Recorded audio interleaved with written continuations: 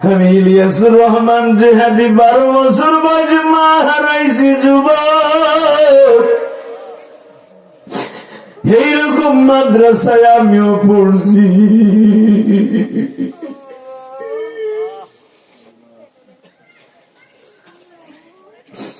আমি দহম যেই মাদ্রাসায় পড়ছি বাবা, ওই মাদ্রাসার বেড়া ছিল খড়ির বেড়া বাবা, মুলিবাসের বেড়া ছিল।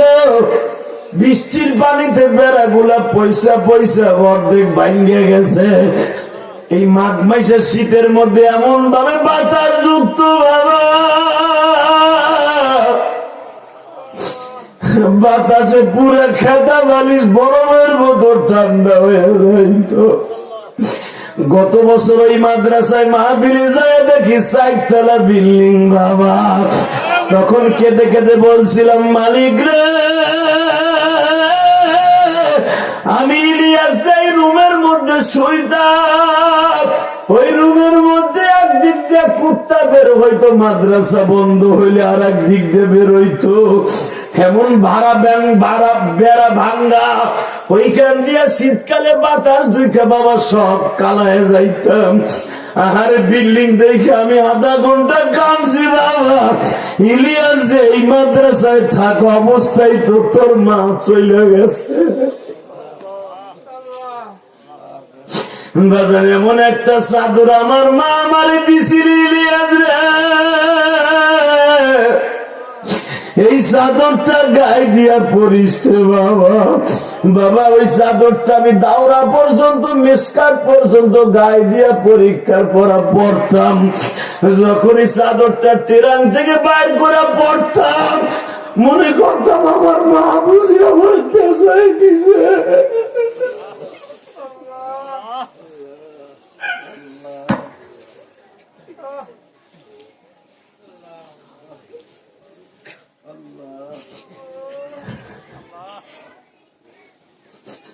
আলেম ভাইরা, আমি কসম করে বলতে পারি একটা মিথ্যা কথা না, আমি এই চাদরটারে 8 বছর রাখছিলাম। এরপরে যে কোথা থেকে কোথায় গেছে কইতে পারি না।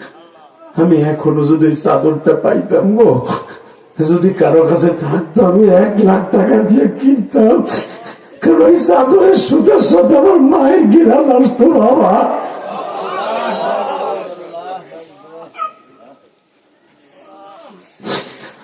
মর্মত রদি যুবক, এই যুবক তোর পা ধরছি, তোর মা সে তুই বুঝবি না। ইলিয়াস রহমান জাহাদের বুকটা ভাইরে দেখ, মাল লেগে কত কষ্ট। মর্মত রদি যুবক এই জমিনে নাই, মা বলিয়া ডাক দিলে গো আল্লাহ খুশি হয়। বাবা বলে ডাক দিলে গো মালিক খুশি হয়। এই মাহফিলে জানো কারো ভাইজান জনম দুঃখী নাই। আল্লাহ তুমি ভালো রাখো জনম দুঃখী মা। আল্লাহ আল্লাহ দেখো কেমনে কান্দে, আল্লাহ মাহফিলের পিছনে কান্দে। আরে বলে আবার কান্দে, ব্যাগ দিলে যুবকরা কান্দে। কোন যুবকের জানো মা নাই রে, কার জানো বাবা নাই।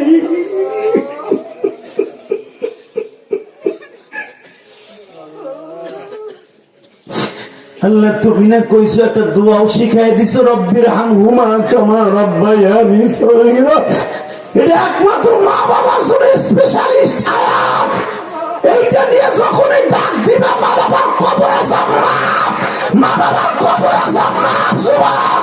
আজকে জানুয়ারি 3 তারিখ, জানুয়ারি 3 তারিখ 2025 সালে হাত দুটো আসমানের দিকে দিয়ে আমার মা বাবার জন্য, তোমার মা বাবার জন্য সুরে একটা আল্লাহরে ডাক দাও, ডাক দাও, ডাক দাও, ডাক দাও, ডাক দাও, ডাক দাও, মুর্শিদাবাদের ডাক দাও, ডাক দাও, জানুয়ারি 3 তারিখ ডাক দাও।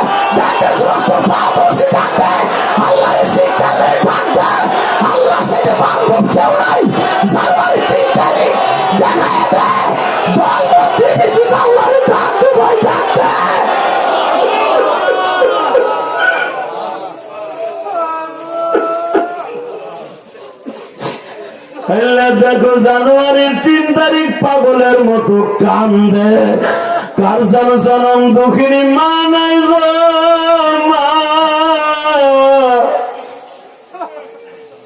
মা তুমি না ইলিয়াস রে কইছিলা ইলিয়াস এমন একদিন আসবে মা মা কয়ে চিল্লাবি আর কানবি, আমারে পাবি না।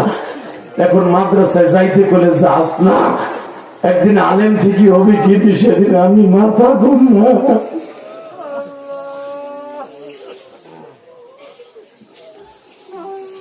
আল্লাহ এদের বাবা মারে মাফ করে দাও, আল্লাহ এদের কবর গুলো জান্নাতের বাগান বানায় দাও, আল্লাহ এই মাহফিল দেখে কিয়ামত পর্যন্ত টিকে রাখবা, আল্লাহ এই মাদ্রাসা যারা করে গেছে তাদেরকে মাফ করে দিবা, আল্লাহ যারা জায়গা দিছে তাদের কবরে জান্নাতে জায়গা করে দিবা, আল্লাহ বর্তমান কমিটি যারা আছে তাদেরকেও মাফ করে দিবা, আল্লাহ দুনিয়ার বাহাদুরি দুনিয়ায় থাকবে, কবরে করে দাও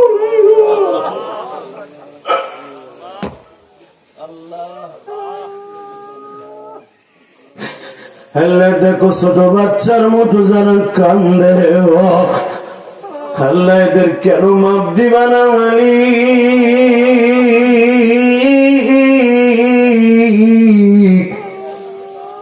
আল্লাহ তুমি না কইছো কান্দে মাফ করে দিবে, তুমি তো নিজে কইছো কান্দে, তোমার পাগল গুলা কান্দে। দেখো জীবনে যারা ওয়াজে কান্দে নাই তারাও কান্দে।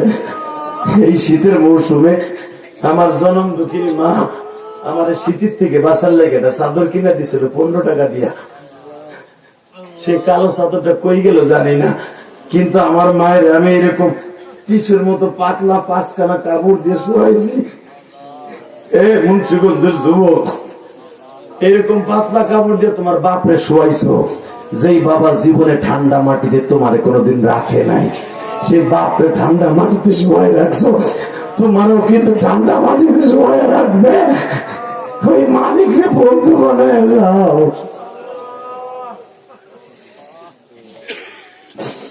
আল্লাহ মান নবীর এরকম পাতলা কাপড় দিয়ে কবরে রাখছে, আবু বকর ওমর ওসমান আলীকে সবাই রাখছে মালিক।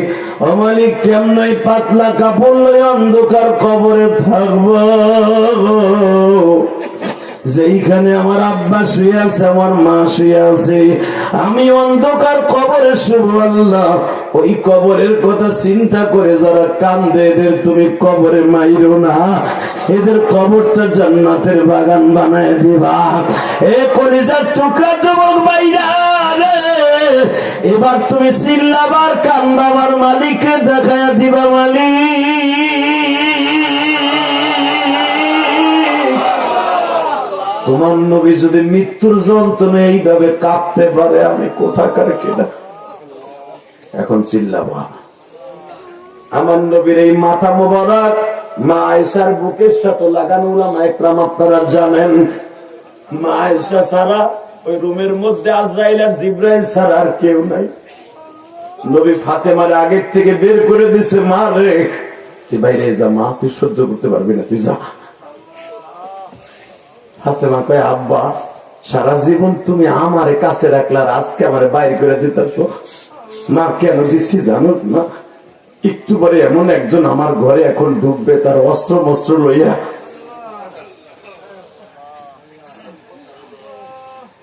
মা এমন একজন আমার ঘরে এখন ঢুকবে, মা তার সৈন্য সমান্তর লইয়া, যে ঢুকলে আর কোনোদিন আব্বা বলে ডাকতে পারবি না। মা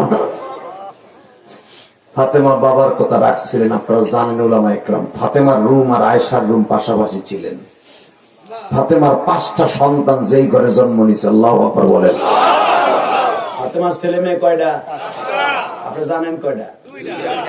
এইটাই তো জানো বুড়া। শাকিব খানরা কয় ভাই বোন এটা ঠিক জানো, ও সিরিয়া কয়টা তাও জানো, তুমি জানো, তোমার নাতি জানে, তোমার জানা লাগবে না। বুড়া বেজে ডেট ফেল তুমি জায়গায় লাভ থাকি জানো না, এটা বালা কথা কন না কেন? কপাল পরা যুবক, বাংলাদেশ সুপারস্টার কেডা, বিপিএল খেলায় কেডা কেডা ছক্কা মারছে 70 মুখস্থ। হালাকে যাদের হাতে জান্নাতের চাবি তাদের নাম জানোস না? ফাতেমার 5টা সন্তান। কয়টা? জোরে কম, আরো জোরে। 5 জনকেই নবী একরকম ভালোবাসতেন। খালি আপনি জানেন হাসান আর হুসাইন। হাসানের 11 মাসের ছোট হলো হুসাইন, মারহাবা কর। কয় মাসের? হুসাইনের 10 মাসের ছোট হলো ফাতেমার 3 নাম্বার পোলা মোহসেন। ছেলে তোলে কয়টা? আপনি জানতেন একদিন 2টা গোরা। 3 নাম্বার পোলা 10 মাসের ছোট হুসাইনের থেকে। মারহাবা বলতে পারলো না?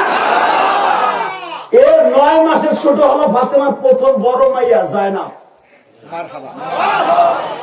যেই জায়নাব হুসাইন যখন কারবালা প্রান্তরে শহীদ হয়, এখন চিল্লাবার কান্দা। জায়নাব হুসাইনকে নিজের হাতে যুদ্ধের পোশাক পরাই দিয়েছিল এবং জায়নাবের 3টে ছেলে, স্বামী সহ, জায়নাবের জামাই সহ, মেয়ে সহ সব শহীদ হয়েছে কারবালা প্রান্তরে। জায়নাব বলে, ভাই ও ভাই, আমার 3টা পোলা, স্বামী কেউ নাই, আমিও নারী, তোমার স্ত্রী শহর বানো এখন নারী হয়ে যাবে, ভাই আমি তোমার লেগে কিচ্ছু করতে পারলাম না। তিরমিজির হাদিস দেখবেন, দারে কুতনের হাদিস। হোসাইন তখন বলছিলেন, বোন এ বোন শোন, আমার একটা আমানত মদিনায় নিয়ে যাবে। কি? 1 নাম্বার আমানত, তুই যখন নানা রোজার কাছে বসবি আমার কথাটা বুঝায় বলবি, না না ওরা 7 দিন আমাকে তাবুতে পানি দেয় নাই।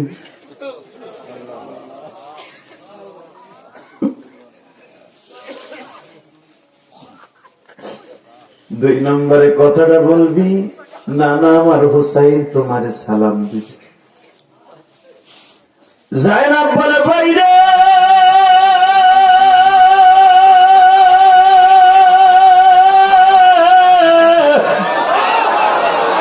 তাহলে কি তুমি শিওর এখন শহীদ হয়ে যাইবা?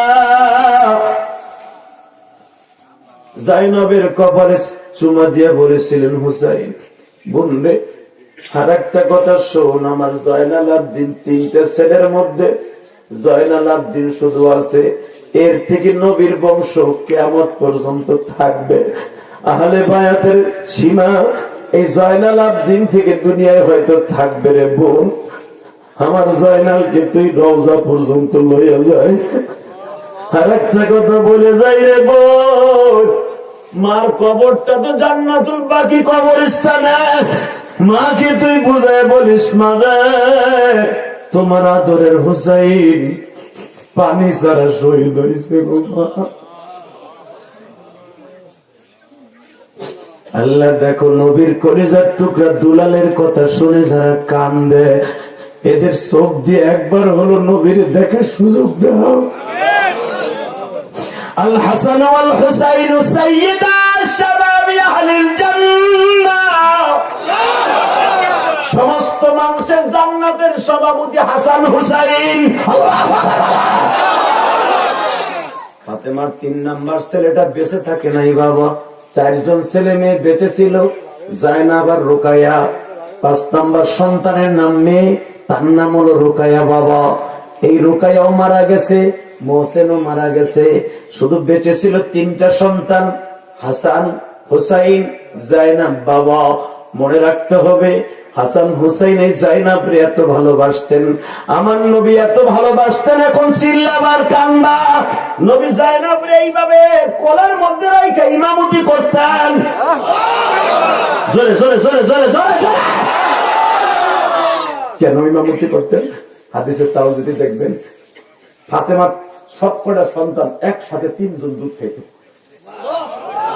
11 মাসের, 10 মাসের, 9 মাসের ছোট বড় 3 জন একসাথে দুধ খায়।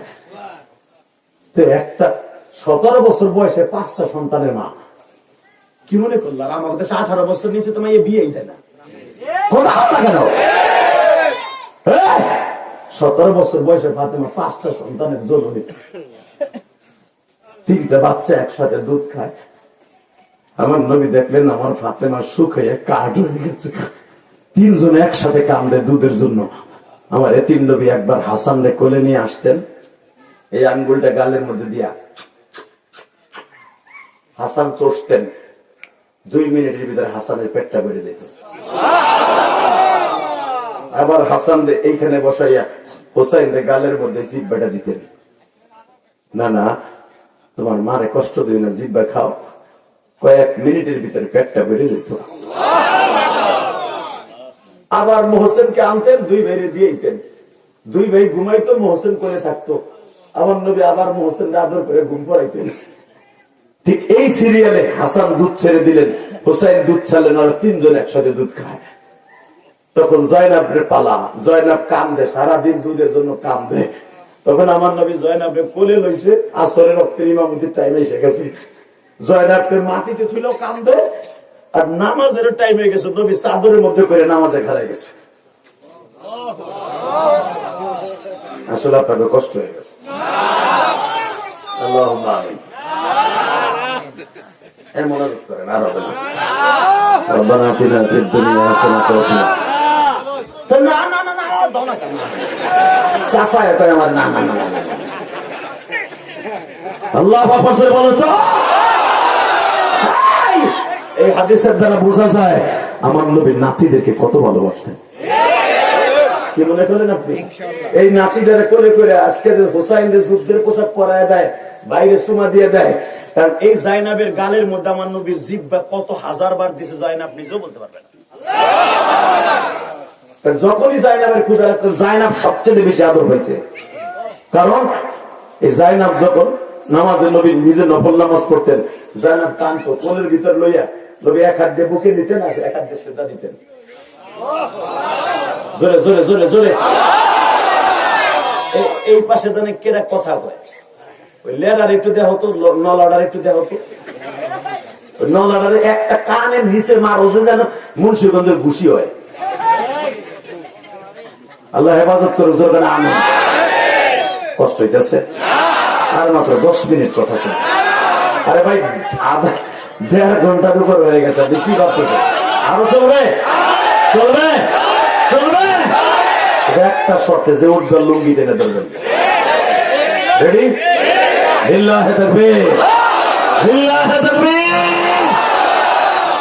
এই মুসলমানের গুলা, এই ওয়াজ করছিলাম গাজীপুর 2013 সালে, যে উঠবে লুঙ্গি টেনে ধরবেন।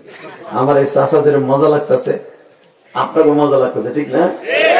ওয়াজ মজা না লাগলে শুইনাও গরম লাগে না, শরীর মজাও লাগে না, আর মজার কথা শুনলে ভালোই লাগে, উঠতে মন চায় না, ঠিক না?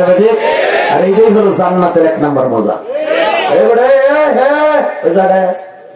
তোর জায়গায় তো সিধে আয়,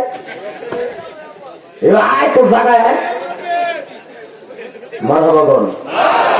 13 সালে ওয়াজ করেছে, আল্লাহ আরে তুমি ওলি বানাই দিও।